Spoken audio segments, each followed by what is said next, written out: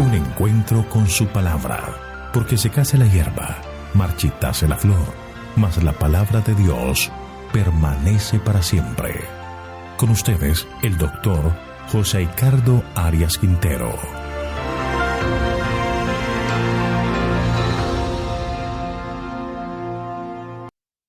Vamos a estudiar Salmos capítulo 107. Dios libra de la aflicción. Te invito a orar. Padre nuestro que estás en el cielo, santificado sea tu nombre. Gracias, Señor, por concedernos la bendición de este día y te pedimos que especialmente nos acompañes por medio de tu Espíritu en el estudio de tu palabra. Que podamos aprender más y más de ti y de tu amor. Esta solicitud la hacemos en el nombre de Jesús. Amén. Con el Salmo 107 comienza el libro quinto de los Salmos. Este salmo en particular es catalogado entre las obras más sublimes de la literatura. El Salmo 107 es un canto que fue escrito para ser cantado de manera alternada, es decir, antifonal, en la que en cada estrofa tiene una estructura simétrica. Primero se describe una calamidad, hay un problema que describe la necedad del pueblo de Dios, el pueblo que clama, Dios oye y responde, y termina con una invitación a la gratitud y la alabanza a Dios que liberó al pueblo.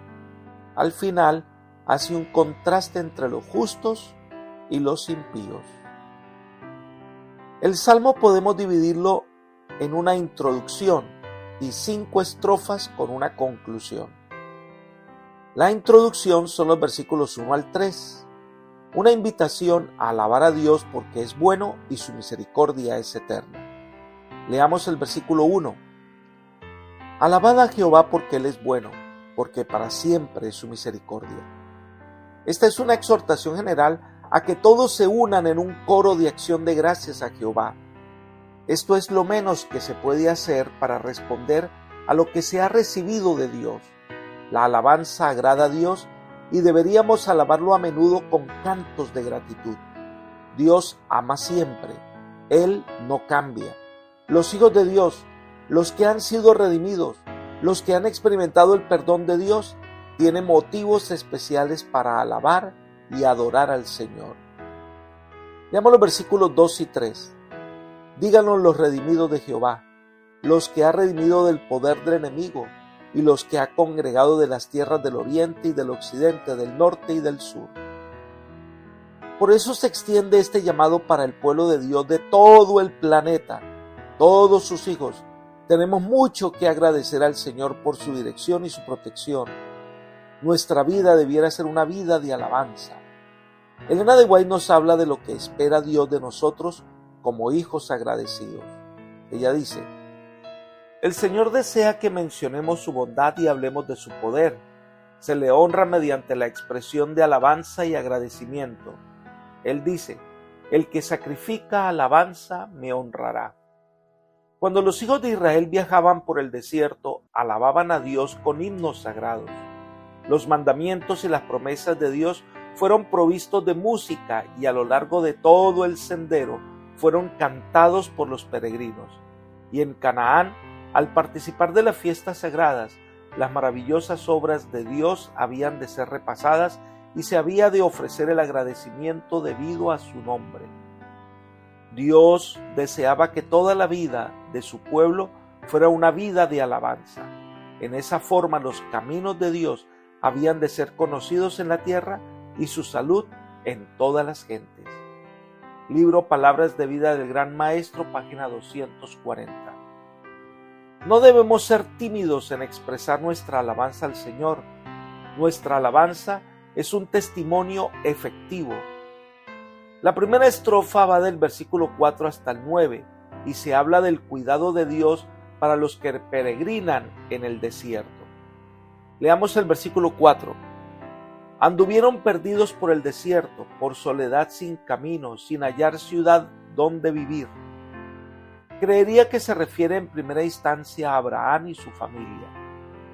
también a los hijos de Israel, pero representa esto a todos los hijos de Dios que somos peregrinos aquí en esta tierra. Nuestra morada permanente es la patria que el Señor nos está preparando. Leamos Hebreos 11:10. Porque esperaba la ciudad que tiene fundamentos, cuyo arquitecto y constructor es Dios.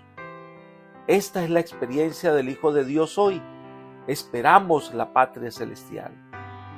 Sigamos estudiando el versículo 5 del Salmo 107. Se plantea entonces el problema. Dice: hambrientos y sedientos, su alma desfallecía en ellos. Es una descripción exacta de su condición. Estaban desesperados a causa de su desventura. Los hijos de Dios no deberían deprimirse. Dios quiere que disfruten de gozo. Elena de White comenta al respecto lo siguiente: la esperanza y el valor son esenciales para dar a Dios un servicio perfecto. Son el fruto de la fe. El abatimiento es pecaminoso y irracional.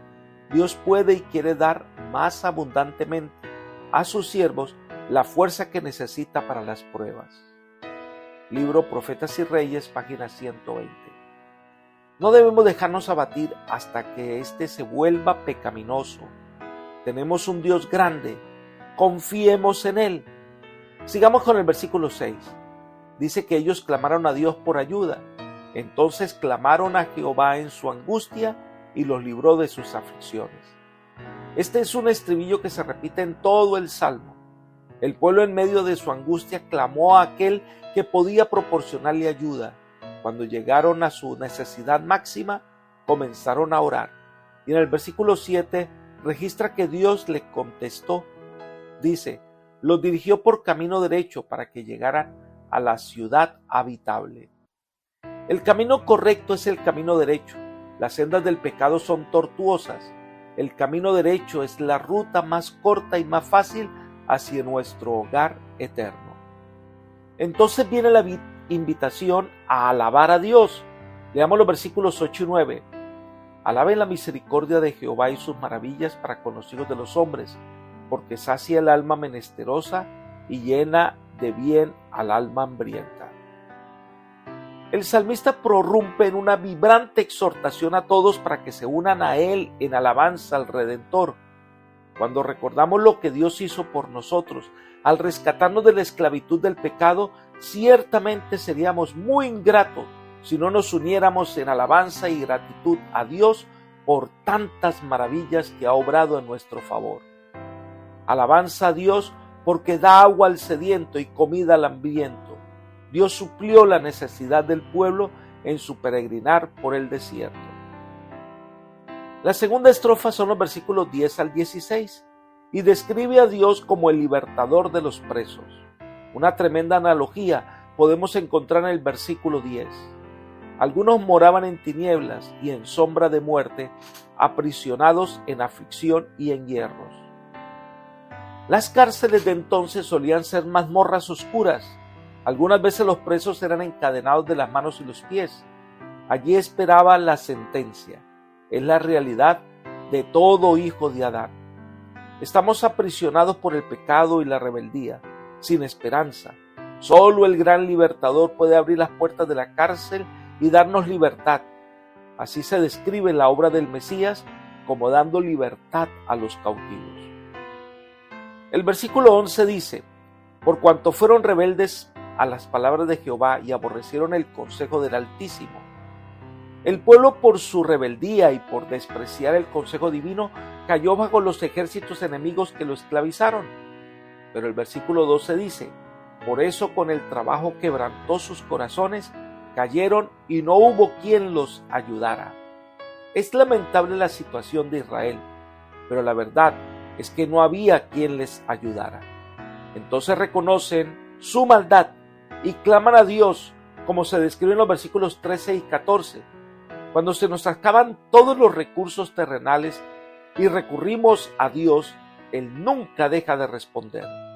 Vez tras vez los hijos de Israel fueron derrotados en batallas y sometidos por el enemigo, pero en cuanto clamaban al Señor en procura de ayuda, Él suscitaba un libertador que los rescatara.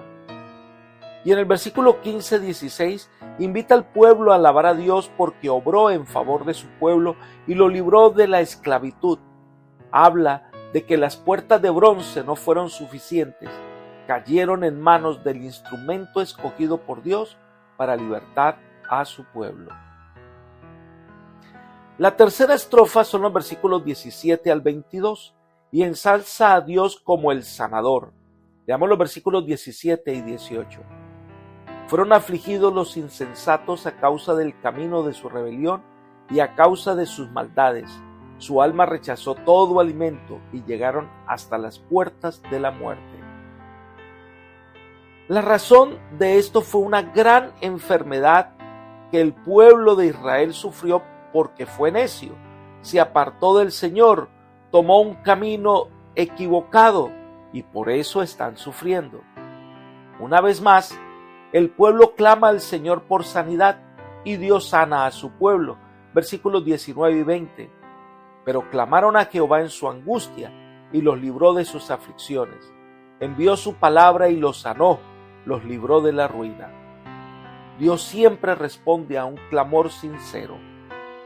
En los versículos 21 y 22 el salmista nuevamente invita a los pueblos a rendir alabanza a Dios, ahora acompañada con ofrendas y aclamación por todo lo que Dios ha hecho en favor de las personas, de sus hijos. La cuarta estrofa del Salmo 107 son los versículos 23 al 32 y presenta a Dios como soberano del mar. Describe una tormenta en el mar, la cual deja la navecilla a la deriva. Los marineros están asustados y desesperados temen perder la vida. Leamos los versículos 23 y 24. Los que descienden al mar en naves y hacen negocio en las muchas aguas, ellos han visto las obras de Jehová y sus maravillas en las profundidades. Los marinos tienen una magnífica oportunidad de estudiar el poder y la majestad de Dios. El que rige las grandes profundidades y habla a las poderosas olas, nos llevará a salvo hasta la orilla. Pero podemos ver un problema. Habían comprado una nave para comerciar con las naciones, pero se agitó el mar, las olas parecían hundir la embarcación. La descripción de esa gran tormenta son los versículos 25 al 27. Los navegantes temen que la muerte los devore. Han perdido toda esperanza de llegar a la orilla. Su única esperanza es pedir socorro al Señor de las olas. Y nuevamente el salmista destaca que ellos clamaron a Dios en busca de ayuda. Veamos los versículos 28 y 29. Entonces en su angustia claman a Jehová, y Él los libra de sus aflicciones. Cambia la tempestad en sosiego y se apaciguan sus olas. Dios responde calmando la tormenta, mostrando su autoridad sobre la naturaleza, muestra su autoridad sobre el mar. Este se calmó. Termina esta sección con la cuarta exhortación para elevar alabanza a Dios por todo lo que ha hecho en favor de su pueblo. Veamos los versículos 30 al 32. Luego se alegran porque se apaciguaron y así los guía al puerto que deseaban. Alaben la misericordia de Jehová y sus maravillas para con los hijos de los hombres. Exáltenlo en la asamblea del pueblo y en la reunión de ancianos lo alaben. El capitán divino que gobierna el timón nos llevará a salvo a nuestro deseado puerto celestial. ¿Cuál no será la alegría del que confía en Dios al llegar al cielo y allí saludar personalmente a ese capitán? Estas 4 estrofas nos enseñan que nuestra experiencia de vida puede pasar por momentos difíciles, angustias, decisiones equivocadas, problemas que aparecen a ahogarnos. Pero si clamamos a Dios por ayuda, Él responde, Él guía, Él salva. Entonces la invitación es a confiar en Dios y depositar en sus manos todos nuestros problemas, y Él nos tomará de la mano y nos guiará por sendas seguras. En la quinta estrofa, entonces hay un cambio de tema. En los versículos 33 al 42 habla de las bendiciones recibidas por los justos y la maldición que les toca en suerte a los impíos. Leamos los versículos 33 al 35. Él convierte los ríos en desiertos y los manantiales de las aguas en sequedales, la tierra fructífera en estéril por la maldad de los que la habitan. Vuelve el desierto en estanques de agua y la tierra seca en manantiales. Para los impíos las tierras fértiles y los manantiales se convierten en desierto por sus maldades, pero para aquellos que confían en Él, el desierto se convierte en estanques de aguas y la tierra seca se vuelve fructífera. Es el contraste de los resultados por las decisiones que tomamos. En los versículos 36 al 38 presenta en contraste lo que le pasa a los fieles hijos de Dios. Allí establece a los hambrientos y fundan ciudad donde vivir, siembran campos y plantan viñas, rinden abundante fruto, los bendice y se multiplican en gran manera y no disminuye su ganado. Para los justos, el desierto se convierte en un lugar fructífero porque es el pueblo que adora al Señor. Para el Señor no hay pobreza y satisfacerá las necesidades de todos los que confían en Él. Dios ayudará entonces a los que cultivan el suelo. Pero resulta que el pueblo deja de reconocer a Dios como el dador de todo. Y miren lo que nos muestran los versículos 39 al 41. Dice: luego son menoscabados y abatidos a causa de tiranía, de males y congojas. Él esparce menosprecio sobre los príncipes y los hace andar perdidos, vagabundos y sin camino. Levanta de la miseria al pobre y hace multiplicar las familias como a rebaños de ovejas. Cuando la gente no reconoce que Dios es quien hace fructificar, se enorgullece de su éxito material. Entonces, a fin de salvarlos, Dios los humilla mediante la pobreza. Dios entonces hace que los hijos de Dios, en algún momento de la historia, caigan en manos de los impíos que vinieron a las tierras de los justos e hicieron males. Pero el versículo nos dice que Dios intervino y sacó a su pueblo de la pobreza y los impíos quedaron sin palabras. Hay ventajas especiales que podemos tener si confiamos en el Señor. Muchas cosas podremos lograr protegidos por el Señor, pero lejos de Dios, la prosperidad es aparente y la riqueza no sirve. Solo el que confía en el Señor permanecerá.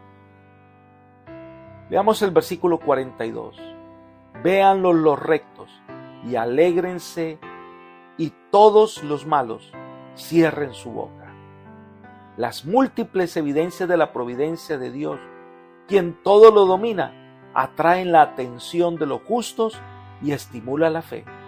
Pero los impíos permanecen en la duda y la perplejidad. Entonces concluye el Salmo 107 con el versículo 43. Leamos: quien sea sabio y guarde estas cosas entenderá las misericordias de Jehová. La persona que desea alcanzar sabiduría debe reconocer quién es Dios. Cuando repasa el trato del Eterno con su pueblo, llegará a entender el carácter santo del divino benefactor. Si leemos este versículo en la traducción del lenguaje actual, dice: tomen esto en cuenta los sabios y pónganse a meditar en lo mucho que Dios nos ama. El insensato muchas veces no ve más que las circunstancias inmediatas y puede decir en su corazón: no hay Dios. Pero el que es sabio y observa el trato de Dios con los justos y los impíos, tal como se describe en este notable salmo, ve en ese trato una revelación del amor de Dios. Sin embargo, esa sabiduría no emana de la tierra, sino que desciende del cielo sobre los que le piden con fe. Un llamado entonces a ser sabios. Eso significa reconocer las bondades de Dios, reconocer su protección y rendirnos a los pies de nuestro Creador. Elena de White observa: el que sustenta los innumerables mundos diseminados por la inmensidad también tiene cuidado del gorrioncillo que entona sin temor su humilde canto. Cuando los hombres van a su trabajo o están orando, cuando se acuestan por la noche o se levantan por la mañana, cuando el rico se sacia en el palacio o cuando el pobre reúne a sus hijos alrededor de su escasa mesa, el Padre Celestial vigila tiernamente a todos. No se derraman lágrimas sin que Él lo note. No hay sonrisa que para Él pase inadvertida. Si creyéramos implícitamente esto, desecharíamos toda ansiedad indebida. Nuestras vidas no estarían tan llenas de desengaños como ahora, porque cada cosa, grande o pequeña, se dejaría en las manos de Dios, quien no se confunde por la multiplicidad de los cuidados, ni se abruma por su peso. Entonces nuestra alma gozaría de un reposo que muchos desconocen desde hace largo tiempo. Libro El Camino a Cristo, página 86. Apreciados amigos y hermanos, cuando nos encontremos tristes o nos sintamos solos o enfrentando una terrible batalla personal, pareciera que nadie nos entiende. Sería bueno tomar un papel y enumerar las oraciones que el Señor ha respondido, las veces que hemos sido librados de la angustia, de la muerte, y entonces al frente de cada una de ellas, una oración de agradecimiento y alabanza a Dios. Recuerda, Dios nunca nos abandona, siempre está a nuestro lado, fortaleciendo nuestra vida y llenando nuestro corazón de paz. Si en algún momento te has equivocado y tomaste una terrible decisión, recuerda que Dios está listo para tenderte la mano. Pero para ello, debes pedirle al Señor que te ayude. Debes dejarlo obrar y Él es capaz de restaurar. Hoy dale al Señor el primer lugar en tu vida y en tus planes, y entonces serás prosperado. Que el Señor te bendiga y te guarde. Es mi oración por ti. Amén.